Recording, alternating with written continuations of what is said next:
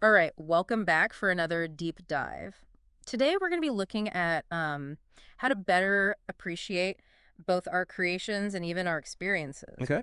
And we're getting these insights from a lecture by Esther Levy-Dresner. Oh, interesting. You might recognize her. She's the author of Tell Me Something Good, and also is behind the practice called Nourish to Flourish. Mm-hmm. So she uses a really interesting metaphor in this lecture. Okay. She compares life to baking a cake. Hmm. I like that. It's a really good analogy because, when we bake a cake, we pick our ingredients carefully. We follow the recipe really carefully. Right. And that's kind of like making decisions in our life, right? Yeah, yeah. We try to be thoughtful, we try to make good choices. But then once that cake is in the oven, Yes. there's this crucial shift where we have to just trust the process. You hit it right on the head. That's exactly what struck me about this too, is that, we put so much pressure, I think, on that preparation phase, picking the ingredients, figuring out how we're going to do it, that we don't actually get to the point where we can just enjoy, either the final product or even the process of making it. Like, it's like constantly checking the oven, am I right? Like, Yeah. is this going to work out or not? Yeah, we're so focused on the outcome and making sure it turns out perfectly Yes. that we forget to just be present Oh, and yeah, Dave. enjoy the experience. And it made me wonder about where critique fits into all of this because she doesn't seem to be saying it's a bad thing at all, right? Right. No, not at all. In fact, she actually really highlights the importance of critique, especially in that like ingredient gathering phase, you Okay. know? Yeah. So it's like the getting feedback on your recipe before you even start baking. Oh, that's a good way to look at it. Right. Like think about it. Yeah. You're bouncing ideas off a friend, or you're getting a second opinion on your project plan, Yeah. or you're requesting feedback from a colleague. Those are all forms of really valuable critique Mm-hmm. that can help us refine our ideas, maybe avoid some pitfalls. Yeah, okay, that makes sense. So you're saying that the critique is really crucial in that planning stage, when you're figuring out what you want to do. Absolutely. But what happens when we move into like the actual baking phase? So when we're implementing those ideas, does critique still have a role there? Well, that's where things get really interesting. Okay. Dresner argues that um, the nature of critique needs to change once we move into that creation phase. Okay. It's no longer about, sort of analyzing and dissecting, Yeah. Instead, it becomes about receiving, Mm-hmm. being open to what is unfolding, accepting maybe imperfections, Mm-hmm. and allowing ourselves to just experience the process. So you're saying we shift from this giving and receiving feedback to really just receiving, the results. Right. So it's like, I'm just thinking of the cake analogy, taking in that aroma as the cake bakes and just trusting it's going to be delicious. Exactly. It's like surrendering to the process, Right. having faith that you've set things in motion. But doesn't that sound kind of like way easier said than done? Oh, yeah, absolutely. It definitely takes practice. I mean, isn't there this risk that we become like complacent if we're just accepting everything without, any critical evaluation? Yeah, and Dresner acknowledges that. Okay. She recognizes there's potential pitfalls of going too far, in either direction. Yeah. But what she really emphasizes is this shift, from a critique mindset to a receiving mindset requires a certain level of vulnerability. Okay. And that vulnerability, while it can be uncomfortable sometimes, it's actually essential for true enjoyment and connection.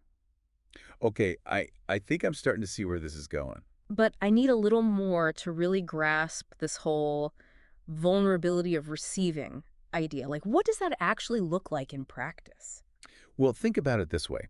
When we open ourselves up to receiving, Hmm. whether it's a compliment or a gift or even just an experience, we're essentially making ourselves vulnerable, Uh-huh. right? To the possibility of being hurt or disappointed or even, overwhelmed. That is interesting because it's like we're putting up all these walls, right? Yeah. To protect ourselves from potential negativity, but then those same walls are also blocking out the good stuff. Exactly. It's a double-edged sword. Yeah.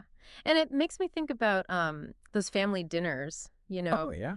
that Dresner mentions where everybody's gathered, expectations are high, and the potential for criticism, it's like lurking beneath the surface. It's like a classic example of a high vulnerability situation Yes, yes. because you have everyone together, potentially bringing their own, baggage and expectations to the table. Mm. And it's really easy to slip into that critique mode, like analyzing the food or the conversation Mhm. or even each other's behavior. Yeah, and I think this is where her insights become so powerful because, she's not just talking about baking the cake here. She's Yeah.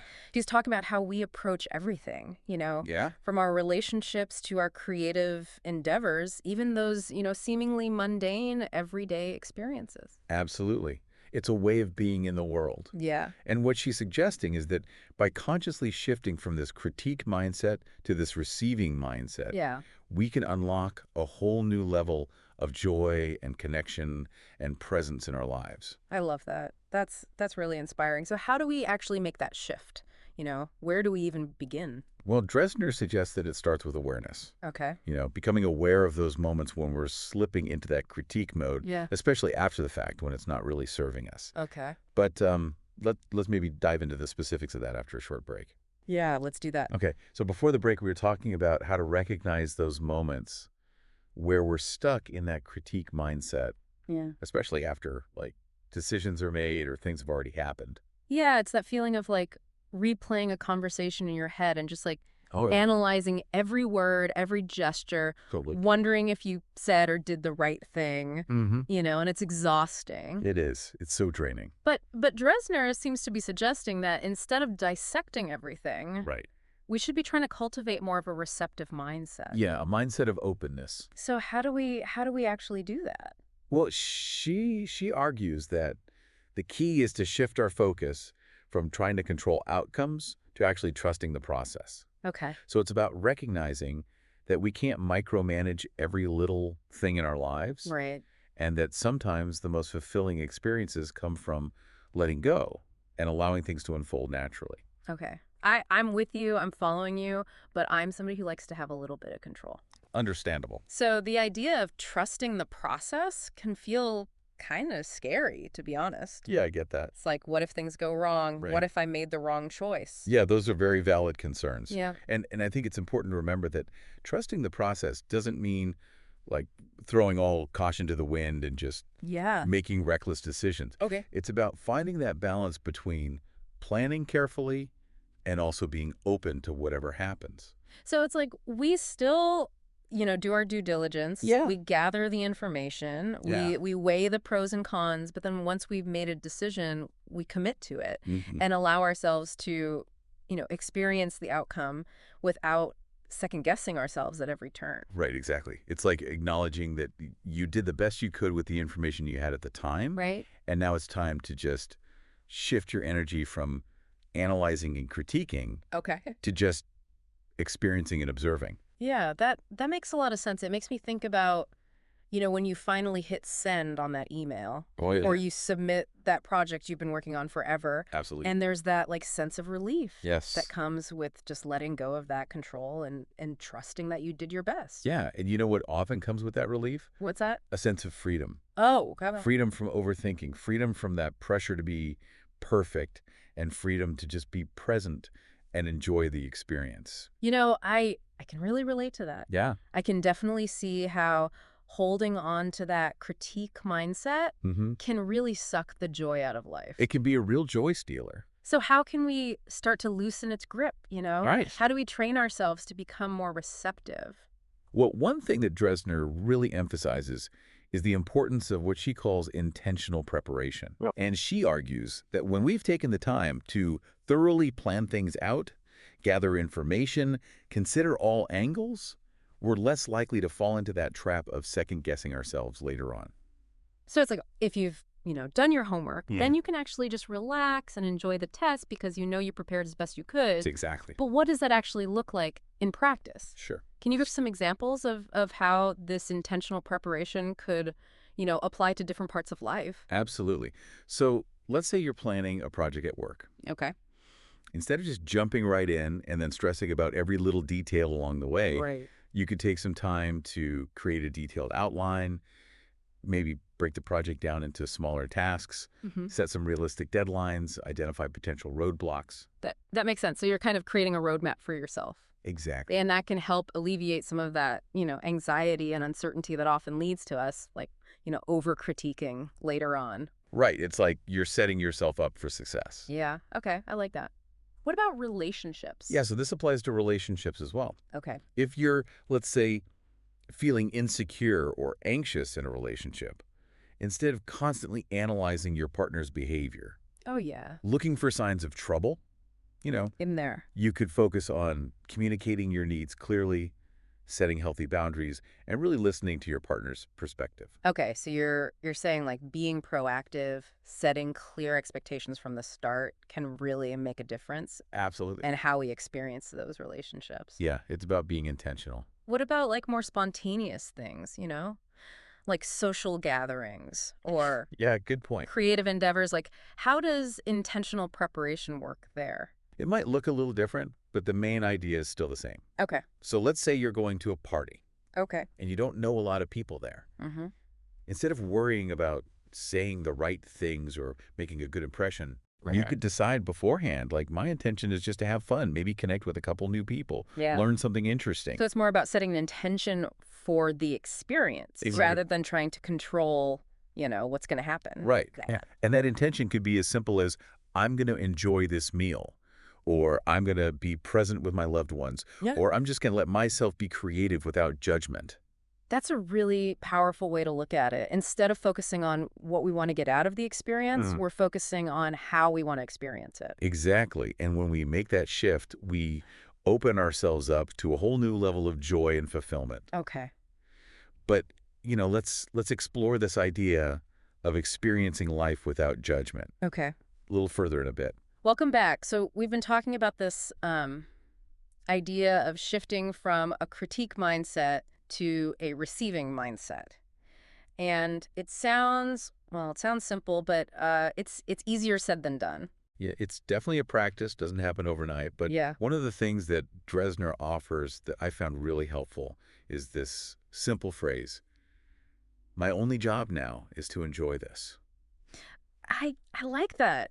Yeah. It's like I'm just thinking about it. Even just saying it, it feels kind of freeing. Yeah. Like you're giving yourself permission to let go of all those shoulds, the Hmm. should nots, the expectations, Right. and just be present in the moment. Exactly. And when we embrace that idea, we start to see things differently. Yeah. We notice the beauty in those everyday moments. We appreciate the effort that goes into, creating something, even if it's not perfect. Yeah. We connect with others on a deeper level because we're not constantly, analyzing and judging. It makes me think about times when I've been so caught up in my head, like critiquing everything, that I've completely missed out on, actually enjoying whatever it is I'm doing. Oh, yeah, I can relate to that. Like I remember this one time I went to a concert and I was so worried about like whether I looked cool or not that I didn't even like really enjoy the music. Right. I was just so in my head the whole time. We've all been there. But what Dresner's saying is that we have a choice. We Mm. can choose to focus on, those flaws, the what ifs, the could have beens, Yeah. or we can choose to focus on the beauty, the connection, just the simple pleasure of being alive in this moment. And it's not about like pretending everything's perfect or Right. ignoring the problems. It's just about choosing where we're putting our energy and our attention. Exactly. It's about recognizing that we can't control everything, but we can control how we respond to things. Yeah. And a lot of times the most empowering response is just, one of acceptance, gratitude, and just, open-hearted reception. So as we're wrapping up this deep dive into, the world of creation and critique and the power of receiving, what's the one key takeaway you hope people listening will walk away with? Well, I think it's the understanding that both creation and reception are really essential parts of a fulfilling life. Okay. So critique has its place, Mm-hmm. especially in that planning stage, getting feedback and all that. But so does trust, acceptance, a willingness to just receive the results of our efforts, imperfections and all. That's right. It's like that saying, life is a journey, not a destination. Right. Right. And if we're just constantly critiquing every step, we're missing out on all the scenery. That's a great way to put it. And Yeah. that's really, that's Dresner's message. It's just find the joy in the process. Yeah. Embrace those imperfections and allow yourself to experience all the, richness of life, one delicious moment at a time. And I think that's a perfect place to leave it. I hope you enjoyed this deep dive. And as you go about your day, just think about what area in your life could benefit from shifting, maybe away from that critique mindset to this receiving mindset. Till next time, happy receiving.